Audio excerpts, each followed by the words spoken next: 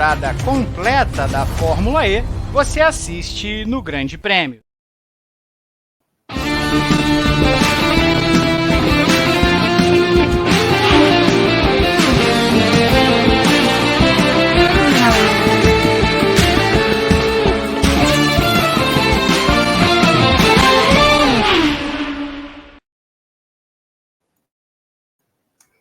Fala pessoal, sejam bem-vindos a mais um Paddock Sprint, um programa diário aqui do Grande Prêmio que te atualiza sobre as principais novidades do esporte motor. E hoje a gente tem notícias fresquinhas vindo direto da sede da Mercedes, que renovou com o seu diretor técnico e segue aí em busca de evolução no grid da Fórmula 1. E também temos, é claro, brasileiro sendo anunciado na Fórmula E como piloto reserva. Eu sou André Neto, apresento o programa de hoje junto com o Gabriel Carvalho nos comentários e o Pedro Prado na produção. Antes da gente começar, já queria deixar, é claro, aqueles pedidos de sempre para você não esquecer de deixar o seu like aqui no programa de hoje, para você, é claro, se inscrever nos dois canais do Grande Prêmio, caso você ainda não esteja inscrito, e também para você deixar aqui nos comentários o que você espera dessa temporada de 2024 da Fórmula 1, da Mercedes em 2024 na Fórmula 1. Bom, boa tarde então para você, Gabriel Carvalho, boa tarde para o Pedro Prado que está na produção aqui com a gente. Queria começar então justamente com essa notícia, a mais importante do dia aí na Fórmula 1, que foi o anúncio da Mercedes da renovação de contrato do James Allison, que é o atual diretor técnico da equipe. Ele assinou aí um contrato plurianual, segue no cargo que ele ocupou de 2017 até 2021 e que voltou a exercer em 2023. E é uma renovação que vem, inclusive, também logo depois da renovação do Toto Wolff, o chefe da equipe Mercedes. E aí, Gabriel, a gente sabe que a Mercedes passou por dificuldades nos últimos 2 anos, e eu queria saber como que você enxerga esse movimento agora mais recente para manter as suas principais lideranças internas nesse momento mais conturbado. Bom, bom dia, boa tarde, boa noite, André, Prado e todos os nossos espectadores. Tem sempre aquela coisa, né, do time que está ganhando não se mexe, e apesar da Mercedes não estar ganhando nos últimos 2 anos, de fato é um time vencedor, e o Allison foi parte muito importante disso, deixou a Ferrari para chegar na Mercedes de 2017 e tudo mais, então hoje é uma equipe que ela busca retornar ao topo, busca mudar, fazer uma pequena reestruturação, então teve a saída do Mike Elliott, que acabou sendo importante para essa reestruturação. Teve a saída recente, né, já do ano passado, do James Wallace, né, que ele vira o novo chefe de equipe da Williams. Então, mesmo você reestruturando algumas coisas, é importante você manter algumas peças que já deram certo. O Toto Wolff acho que já seria um pouco difícil ele sair, né? A gente até comentou isso um pouco durante a semana, no outro Paddock Sprint, porque, enfim, ele é acionista, né, da Mercedes e tudo mais, então só se realmente ele quisesse sair do cargo, mas mesmo assim, mesmo tendo essa participação como proprietário, o Toto Wolff, a gente sabe da competência dele, de tudo que ele já pôde alcançar dentro da Mercedes, e o Allison, mesma coisa. Então, independente, acho que dos últimos anos estarem ruins, etc., a gente sabe que é um cara que tem um currículo vencedor, é um cara que ajudou a Mercedes a vencer muito, especialmente naquele período entre 2017 e 2020. Então, acho que é uma mudança, ao mesmo tempo que muitas coisas vão mudar dentro da Mercedes, ter essas duas peças acho que é fundamental para o futuro, né, para, quem sabe, voltar ao topo como a equipe está mirando aí. Claro. Bom, o James Allison já teve, como você falou, envolvido em vários dos títulos da Mercedes desde que ele chegou em 2017. Foram 5 títulos de construtores. Teve o período com o Mike Elliott, eles decidiram voltar ao que era antes. O Mike Elliott voltou a uma parte mais de tecnologia e o James Allison voltou para a parte técnica. E ele voltou no começo do ano passado, quando a Mercedes ainda estava avaliando mais ou menos aquele conceito do zero pod, o conceito que era para ter sido revolucionário em 2022 e que a gente viu que não deu nada certo. E dá para a gente imaginar que ele tenha sido um dos responsáveis aí por ter encerrado de vez esse projeto no ano passado. E dá para sonhar agora com um futuro mais otimista, você acha?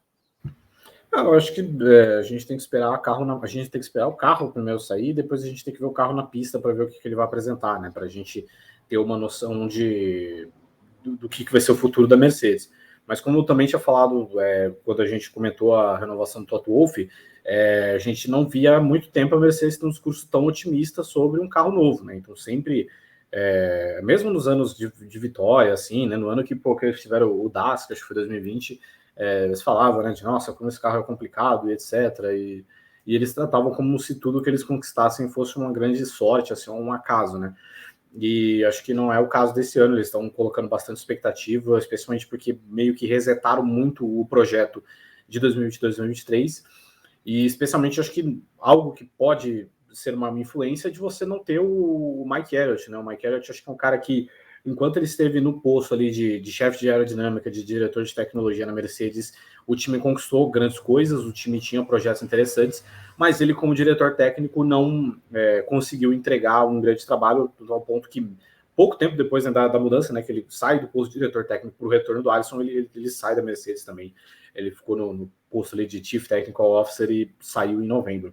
Então, acho que talvez por ter menos dedo do Mike Elliott, que é um cara que, eu não chamando o Mike Elliott de incompetente, tudo nada, só acho que é algo que deu errado. Acho que enquanto esteve no técnico dele, mas deu errado. Então, acho que de ter essas outras figuras como o Alisson nesse posto, acho que é isso que está tornando o Mercedes um pouco mais otimista sobre o que vai acontecer em 2024. Mas, é claro, isso por enquanto, esse otimismo, por enquanto, é só da boca para fora, porque a gente não sabe ainda como vai ser o carro, a gente não viu o carro, a gente tem mais um mês ainda para a pré-temporada, e aí só ali na pré-temporada que a gente pode começar a ter uma noção, começar a ter um pequeno desenho do que a gente pode esperar da Mercedes para esse ano. Eu acho que os 2 últimos anos mostraram que quem acertou o conceito foi a Red Bull, né? A gente tem visto não só a Mercedes, mas também a Ferrari falando bastante esse ano de fazer um carro bem diferente, com um conceito diferente. Acho que os carros vão convergir para uma tecnologia mais parecida, para uma ideia aerodinâmica mais parecida aí para as próximas temporadas, que o pessoal viu que certas coisas não estavam funcionando e que era melhor seguir outros caminhos, né? Acho que Mercedes e Ferrari talvez tenham sido 2 equipes que desde o começo a gente via designs bem diferentes da Red Bull, e agora imagino que para a próxima temporada a gente comece a ver coisas mais parecidas. E entrando um pouco no que você falou, né, do otimismo da Mercedes aí com o carro da próxima temporada, com o W15, o James Allison também deu uma declaração falando justamente que o objetivo desse carro para a próxima temporada é torná-lo mais agradável para os pilotos, né? E ele também deixou bem claro que o foco é em corrigir os problemas do carro do ano passado. Ele disse que coisas da parte traseira, do difusor, da parte traseira do carro já melhoraram, que pelo simulador eles já conseguem ver melhoras, mas que é claro, como você falou também, esse é um período de apreensão, de otimismo, de muitos sentimentos misturados, porque você não sabe de fato o quanto você melhorou e o quanto que os seus rivais melhoraram até você ir para a pista. Mas pensando justamente aí nessa declaração de correção de rota, de reverter esses problemas que tinham no carro do ano passado, qual que seria aí, na sua opinião, como você acha que seria o cenário mais otimista da Mercedes, pensando num carro com esses problemas corrigidos? Eu acho que, especialmente a grande questão que a aerodinâmica que a gente fala da Fórmula 1 hoje é de como os carros hoje eles não têm mais tanta aerodinâmica na parte visível, né, na parte de asa, etc., de sidepod, tudo isso acabou meio eliminado, e acho que o importante é justamente você investir no novo assoalho, né, porque a gente sabe que desde a entrada do efeito solo, o assoalho que tem feito muita diferença a respeito do desempenho aerodinâmico, etc., tanto que é isso que a Red Bull tem, que é um dos grandes, tipo assim, claro, o carro da Red Bull ele é praticamente perfeito em todos os aspectos, mas acho que um dos grandes fatores que eleva o status da Red Bull é justamente a questão do assoalho. Então acho que ter um assoalho bem feito, ter um assoalho que, não sei, é claro, até que ponto vai se inspirar no assoalho da Red Bull para o desenvolvimento do carro, etc., mas ter um assoalho bom e também ter um carro que saiba gerenciar a questão dos pneus, que estava virando um problema muito evidente no fim da temporada, eu acho que são os principais segredos ali, os principais pontos que a Mercedes deveria ter otimismo. Então, se conseguir desenvolver uma aerodinâmica legal a respeito do assoalho e também um carro que saiba gerenciar melhor os pneus, coisa que, inclusive, por exemplo, o Hamilton sempre foi muito bom nisso a carreira dele inteira, e ano passado a gente não viu isso. A gente viu ele sofrer muito mais. Então, eu acho que esses são os segredos ali que a Mercedes precisaria apostar para tentar voltar ao topo. Acho que em 2022 a gente viu os 2 pilotos da Mercedes brigando muito com o carro em termos de condução mesmo, o carro não respondia muito bem aos comandos dos pilotos. Acho que ano passado foram problemas mais de gerenciamento de pneus mesmo, e de uma falta de desempenho geral do time. Às vezes, em algumas corridas era um carro que tinha muito arrasto, né? Se a gente for lembrar, o próprio GP de São Paulo aqui, era um carro muito lento de reta, ficou muito para trás aí nessa corrida. Em outras corridas estava mais perto de Red Bull, estava andando mais claramente com uma segunda equipe, mas era um carro que está longe de ser completo, um carro que está longe de chegar perto de uma Red Bull, que, como você falou, é um carro muito rápido de reta, muito rápido de curva de alta velocidade, muito rápido de curva de média velocidade. Talvez tenha uma coisinha ali para melhorar na parte de baixa velocidade, que foi um pouco do que a gente viu talvez em Singapura. Mas aí a gente falou sobre o cenário mais otimista aqui, talvez. Eu queria falar um pouco também sobre um possível cenário mais pessimista, que é, ok, a Mercedes até consegue corrigir um ou outro problema do último carro, o W15 é um pouco melhor, mas a Red Bull continua muito forte, o conceito novo da Ferrari funciona, e a Mercedes segue atrás, não consegue voltar a brigar por vitórias. E aí, pensando em mais uma ou duas temporadas de dificuldade, a gente pode, quem sabe, estar começando a ver o fim da era Toto Wolff, James Ellison. Como você bem falou, ele é acionista da equipe Toto Wolff, mas quem sabe ele não começa, num cenário mais pessimista, a pensar também em passar o bastão para uma próxima geração aí. Eu não duvido, especialmente assim por lado do Toto Wolff, porque até mesmo nos tempos de Vitória, etc., o Toto Wolff ele já falava do quão cansativo era a Fórmula 1, né? E tanto que a gente tem visto a postura dele nos últimos anos de nem sempre estar viajando em todas as corridas. Então, se é uma corrida que tem uma viagem mais complicada, né? Tipo, para o Brasil ou para o Japão, assim, esses extremos, né? Voos assim de 11, 12 horas, ele não está afim de pegar muito, não. Então, eu não duvido, mesmo que em algum momento o Toto Wolff ele retire para, tipo, dependendo se for uma trajetória de insucesso da Mercedes nos próximos anos, eu não duvido do Toto Wolff também tirar o cavalo dele da chuva e decidir só gerenciar a parte, tipo, não trabalhar mais na pista, né? Mas quem sabe Sim. assumir um posto dentro da gerência da Mercedes, da fábrica da Mercedes, etc., trabalhar no escritório de frente de pista. Eu acho que ele não vai largar o osso assim tão fácil, mas eu acho que ele pode largar o osso das pistas. Mas eu acho que o James Allison seria o sucessor dele, né? Eu acho que, assim, originalmente acho que o sucessor do Toto Wolff seria o James Vowles, né? Mas como ele não tá aí, né? A não ser, claro que assim, você trabalhar na Mercedes, eu imagino que seja muito mais vantajoso, muito mais legal do que você trabalhar na Williams. Então acho que se bater uma ligação pro James Vowles, eu não duvido que ele volte. Mas acho que tanto o James Vowles quanto o James Allison seriam as principais opções para substituir o Toto Wolff. Então, assim, se realmente for uma jornada de insucesso da Mercedes nessas próximas 2 temporadas especificamente, né, antes da gente ter a entrada do novo regulamento de motores, se, sei lá, a Mercedes for quarta força, ficar terminando atrás da McLaren também, eu não duvido que o Toto Wolff ele largue as pistas para se dedicar a um cargo mais executivo, assim, dentro da Mercedes, né, coisa de escritório ali mesmo, em Brackley, sem ficar viajando para a pista. Eu não duvido que ele faça isso, não. Pois é, sentiremos falta se Toto Wolff acabar deixando o ciclo da Fórmula 1, dos grandes personagens aí. Já perdemos Gunther Steiner recentemente. E legal também a possibilidade de pensar num retorno do James Vowles, né, fazendo um trajeto meio George Russell aí, fazendo um período de experiência na Williams, e quem sabe voltando mais para frente para a Mercedes para ajudar a comandar as operações. E pensando um pouco nisso também, Gabriel, eu queria botar uma outra perguntinha aqui em Mercedes. Até que ponto esses próximos anos são importantes do desenvolvimento do carro da Mercedes para a permanência do Lewis Hamilton, por exemplo, na categoria, né? Toda a intertemporada a gente tem rumores de o Hamilton falou com o chefe da Ferrari, o Hamilton conversou com o Christian Horner. Todo tempo circulam essas informações. Eu tenho a sensação de que o Hamilton se aposenta na Mercedes, mas quem sabe num cenário aí, como a gente falou, da Mercedes não conseguindo voltar a brigar por títulos, não conseguindo entregar para ele um carro com o qual ele seja capaz de ser campeão, pode ser algo que represente, quem sabe, uma aposentadoria ou até uma mudança de carreira dele? O Hamilton, inclusive, acho que esse foi um dos intervalos de temporadas mais tranquilos dos últimos anos, porque o Hamilton já assinou até 2025, né? Então também vai fazer esse contrato com a Mercedes justamente junto do Toto Wolff, né? Junto enfim, como disse, antes também dessa troca de regulamento. Eu acho que é muito importante, até porque o Hamilton não está ficando mais novo, e acho que justamente por esses papos que a gente tem ouvido, né? De tipo, o Hamilton flertou ali com a Ferrari, flertou ali com a Red Bull, nada que foi muito concreto, nada que foi muito para frente, mas houve uma abertura. Eu acho que já muda um pouco uma opinião que eu tinha muito tempo atrás, de que o Hamilton aposentaria na Mercedes e que assim, ele não correria em lugar nenhum sem a Mercedes ou o Toto Wolff. Acho que, especialmente, acho que a Abu Dhabi talvez tenha mudado um pouco essa mentalidade do Hamilton, porque eu acho que ele tá... acho que se não fosse isso, acho que o Hamilton já teria parado, inclusive. Né? Eu acho que ele tem essa questão de buscar o 8º título, etc.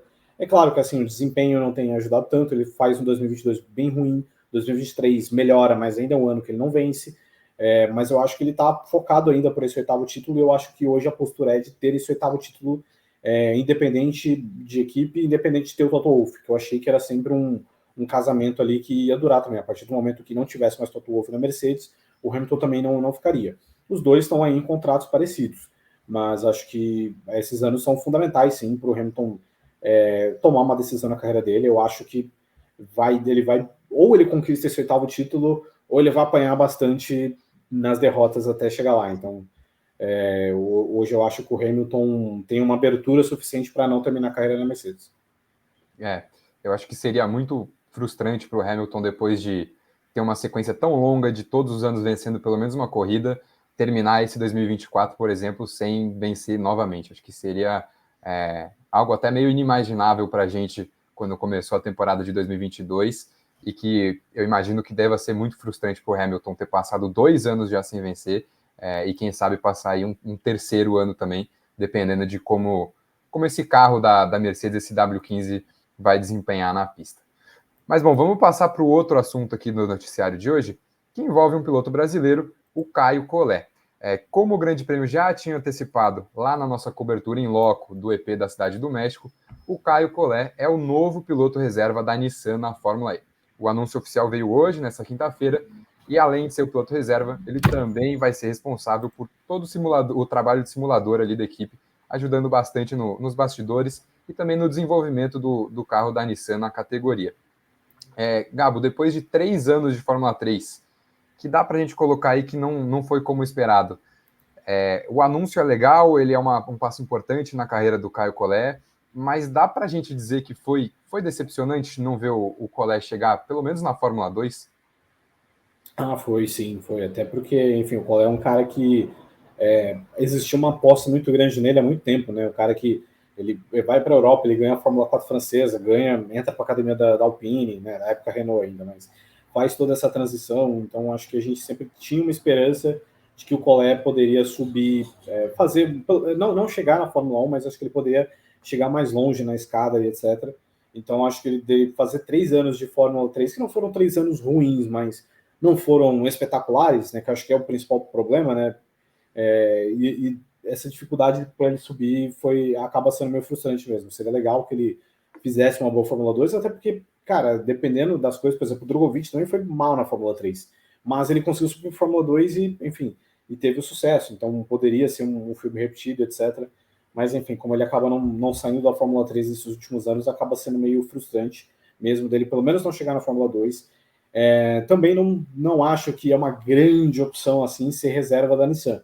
Claro que, tipo assim, ainda vai participar de testes de jovens pilotos, etc. Mas hoje a Nissan tem 2 pilotos, que é o Oliver Rowland, que é um cara que é veteranaço da Fórmula E, e o Sasha Fenestras, que, enfim, é um cara que tá chegando agora, etc., mas já chama muita atenção, é um cara bem popular, que a galera gosta bastante. Eu não sei se a Nissan tem um desejo de trocar esses caras por enquanto.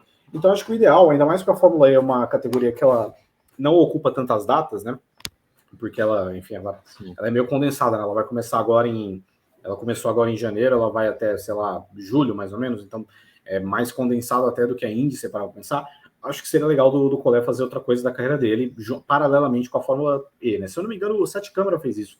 O Sete Câmara, ele é reserva na Fórmula E, depois ele vira titular, mas também gerenciando ali, colocando as coisas lado a lado na carreira.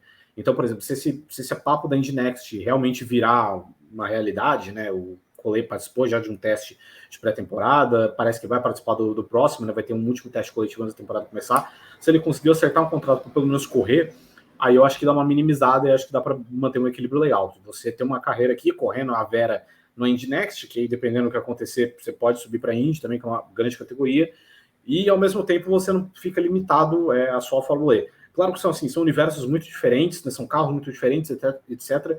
Mas eu acho importante competir, eu acho importante você não parar. e ainda mais pela idade que ele tem e etc, acho que seria muito ruim ficar fazendo, como o Drogovic está fazendo, de ficar 2 anos sem competir. Então, não é o ideal, mas assim, se ele arranjar pelo menos um lugar para correr, eu acho que fica menos mal, acho que fica um equilíbrio legal para a carreira dele. Eu ia falar justamente sobre isso, né? Acho que a gente tem, dentro do grid da Fórmula E, vários pilotos que passaram por essa trajetória de ser piloto reserva por algum tempo. Se for pegar, por exemplo, o próprio Nick Cassidy, que foi vice-campeão ano passado e que agora está em destaque de novo esse ano com a Jaguar, é um dos grandes concorrentes ao título. Ele foi reserva por um tempo na Envision, até conseguir a vaga de titular também. O único novato nessa temporada, que é o Jehan Daruvala, e que a gente pode até ir questionar se o Daruvala tem uma carreira de base melhor que a do Caio Collet. Também foi reserva inclusive na Mahindra, para depois agora assumir uma vaga na Maserati. Então eu acho que tem um lado ali dentro da Fórmula E que eles procuram muito esses pilotos para desenvolver eles primeiro como reserva, talvez, e depois dar essa oportunidade. Acho que é uma categoria muito única, em que a forma de pilotar é muito única. O Caio Collet, inclusive, falou isso, falou que ele já teve os primeiros contatos ali de simulador e que já percebeu isso, que é uma forma diferente de você conduzir o carro, que para você maximizar o desempenho você tem que tomar decisões diferentes do que um piloto normalmente está acostumado ali de fazer. Mas eu queria perguntar justamente como que você vê essa mudança, essas meio que desistência aí das grandes categorias europeias ali de continuar na escada para uma Fórmula 1. E de fato, se você falou um pouquinho sobre o Fenestrat, sobre o Holland, se você acredita que o Caio Collet está pensando que o futuro dele é a Fórmula E ou se ele só está explorando as opções que ele tem nesse momento? Eu acho que é uma opção muito viável, assim, pensar na Fórmula E como futuro. Até porque, tipo assim, a gente falou, né, do que é frustrante ele não ter subido para a Fórmula 2, mas convenhamos também que se você faz 3 temporadas de Fórmula 3, não é como se você tivesse grandes portas abertas assim na Fórmula 2. Acho que a Fórmula 2 é uma categoria que você tem que fazer no máximo 1 ou 2 temporadas para você ter algo. Mas ao mesmo tempo ela tem virado uma categoria, não queria usar a palavra de refúgio, mas assim, um lugar de um nível interessante para pilotos de base que não necessariamente chegam na Fórmula 1 ou enfim, o que correm o WEC ou coisa parecida, mas assim, pegar a Fórmula 1 como exemplo, você tem vários caras que passaram aí por categorias de base, então o próprio Jake Dennis foi um cara que correu o GP2, que ele ficou um pouco tempo sumido e depois do nada ele apareceu, o próprio Sete Câmara, a gente tem o Daruvala também foi um cara que fez carreira na Fórmula 2, o Mitch Evans, então acaba sendo um espaço legal, o Maximilian Gunter também, então acaba sendo um espaço legal para quem não tem quem não consegue subir para a Fórmula 1, que está virando algo cada vez mais difícil mesmo, né? A gente vê limitado, vagas mais limitadas, e ao mesmo tempo é um efeito que acontece na Indy também. A Indy, ela teve muitos pilotos que chegaram recentemente da Europa e tal, e está causando meio que um inchaço na categoria, uma falta meio que de equilíbrio, inclusive, entre pilotos europeus e pilotos novatos americanos. Então a Fórmula E eu acho que é uma categoria de um nível legal, acho que tem grandes pilotos ali, grandes montadoras envolvidas. É claro, um estilo de competição que ele é muito diferente de qualquer outra categoria de monoposto, mas eu acho que é uma categoria legal para você ter a visão e, quem sabe, competir de criar uma carreira. Acho que pode sim ter muito sucesso, né? Não precisa necessariamente chegar na Fórmula 1 para ter sucesso, etc. E acho que o Collet ainda é muito novo, tem 21 anos de idade. Então, ainda é um processo legal de se passar, tipo, de estar nesse círculo ali, porque é uma categoria que tem o seu valor e que dá muita chance, sim, para pilotos de categoria de base também. Acho que tem uma sensação geral aí de que talvez estejam sendo formados muitos pilotos nessa escadinha aí para a Fórmula 1 e não tem tantas vagas no mundo do automobilismo nas principais categorias para receber tantos pilotos assim. Você falou do inchaço da Indy, acho que até a Fórmula E agora já está começando a ficar meio inchada com a quantidade de pilotos que estão chegando também. Acho que é um movimento interessante para o Caio mesmo. E que veio, inclusive, por conta da ligação dele com o Grupo Renault. Você falou da época, lá em 2019, quando ele fechou com a academia de pilotos da época, que era Renault, e depois virou Alpine, e que abriu as portas para ele na Fórmula E, porque justamente o Grupo Renault tem uma ligação ali com a Nissan também. Inclusive, a Nissan era a antiga Renault na própria Fórmula E. E acho que é uma coisa importante, né? A gente vê, por exemplo, a academia da Red Bull, por exemplo, cada vez dando menos oportunidade para os seus pilotos jovens. Acho que é legal a gente ver, por mais que o Collet não tenha conseguido chegar aonde a gente imaginava que ele poderia chegar, e acho que até onde a própria Renault e a própria Alpine imaginavam e sonhavam que ele pudesse chegar, mas a Alpine conseguindo dar uma oportunidade ali, essa ligação que ele teve de academia, conseguindo dar uma oportunidade para ele no automobilismo. Acho que isso é legal da gente ver, pensando até em outros brasileiros como o Bortoleto, que agora também está na academia da McLaren. Acho que é bom a gente ver que ainda tem algumas academias que funcionam e conseguem abrir portas, né? Sim, especialmente porque a academia Renault / Alpine sempre foi uma academia muito ruim em termos de subir pilotos, né? É até engraçado, porque teve uma época, né, quando surgiu muito esse conceito de academia, a Renault emplacou um monte na Fórmula 1 de uma vez, assim, eles colocaram o Kovalainen, colocaram o Nelsinho, colocaram o Grosjean, e depois deram uma cessada nisso, começaram a apostar em mais veteranos, etc. E é claro, o fato da Alpine não ter uma cliente na Fórmula 1 também prejudica, né, o fato de você encaixar vagas, etc. Então sempre estão apostando em pilotos forasteiros, digamos assim, pilotos externos. E aí, enfim, tanto que houve, depois que acho que teve o caso do Piastri, que é uma perda absurda para eles, eles começaram a entender que eles tinham que valorizar também os nomes de achar um lugar que seja desses caras em outros lugares, né? Então, mesmo uma ajuda, mesmo que seja só um empurrãozinho, não seja uma ajuda. Então, o próprio Lundgaard arranjou um lugar na Indy, não por tanto influência da Renault, mas eu imagino que a Renault tenha dado tenha dado um acompanhamento, um conselho para que ele topasse, para que ele entendesse que era uma oportunidade. Acho que isso está rolando com o Collet agora, então realmente de fato interessante, até porque a gente sabe que essa marca Alpine / Renault é muito forte no automobilismo em si, né? Diferente até da Red Bull. A Red Bull ela tem, claro, a equipe de Fórmula 1, já patrocinou a equipe em um monte de lugar, etc., mas não tem o envolvimento que tem uma equipe de fábrica, né? Como, por exemplo, a própria Alpine tem agora no WEC, e tem esse pequeno envolvimento na Nissan também. Acho que essa ligação com a Alpine pode ser, que nem você tinha falado, né, sugerido para ele continuar correndo em outros lugares junto com a Fórmula E. Acho que o WEC pode ser uma grande opção. A gente tem vários pilotos na Fórmula E que fazem isso também. Acho que o principal deles é o Buemi, por exemplo. E, enfim, a Alpine tem uma equipe bem sólida, bem forte no Mundial de Endurance. Pode ser uma opção para ele. Já tem brasileiro lá, inclusive, o André Negrão. Então, quem sabe aí também o Collet não acaba parando no Mundial de Endurance, que é uma carreira muito digna também, é um campeonato muito forte, que está crescendo cada vez mais agora com um novo regulamento que liga com o campeonato dos Estados Unidos também. E, enfim, acho que é um movimento interessante para o Collet. Acho que, como você falou, ele é muito jovem, ainda tem muitas opções na carreira, e a Fórmula E tem sido, como eu falei também, uma categoria que premia esses pilotos reservas, esses pilotos que vão conquistando experiência trabalhando nas equipes, conhecendo o dia a dia e, mais do que isso, adquirindo conhecimento sobre esse carro que é tão único no universo do automobilismo. Esses pilotos muitas vezes costumam receber chance na categoria alguns anos depois, então pode ser uma opção também bem legal para o Collet. Queria lembrar a vocês que estão assistindo a gente que o Grande Prêmio é a emissora oficial da Fórmula E aqui no Brasil. A gente é a única emissora que transmite todas as atividades de pista. A Fórmula E retorna na próxima semana com uma rodada dupla na Arábia Saudita em Diriyah. Então, não deixe de se inscrever aqui no canal, que vão ter todas as transmissões do fim de semana da Fórmula E, todos os treinos livres, as 2 classificações e as 2 corridas. Você acompanha aqui ao vivo com imagens com a gente no Grande Prêmio, com os comentários dos brilhantes Pedro Henrique Marum e João Pedro Nascimento.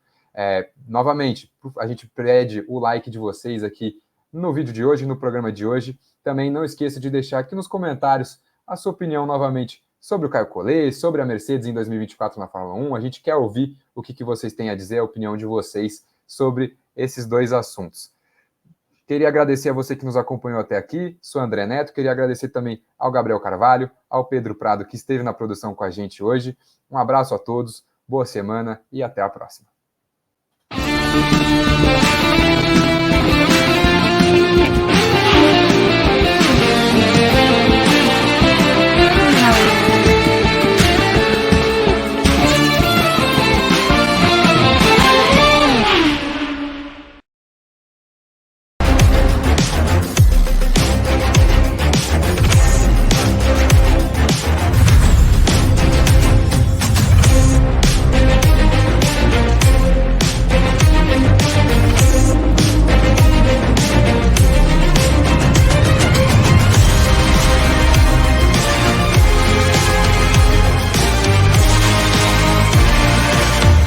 Temporada completa da Fórmula E você assiste no Grande Prêmio.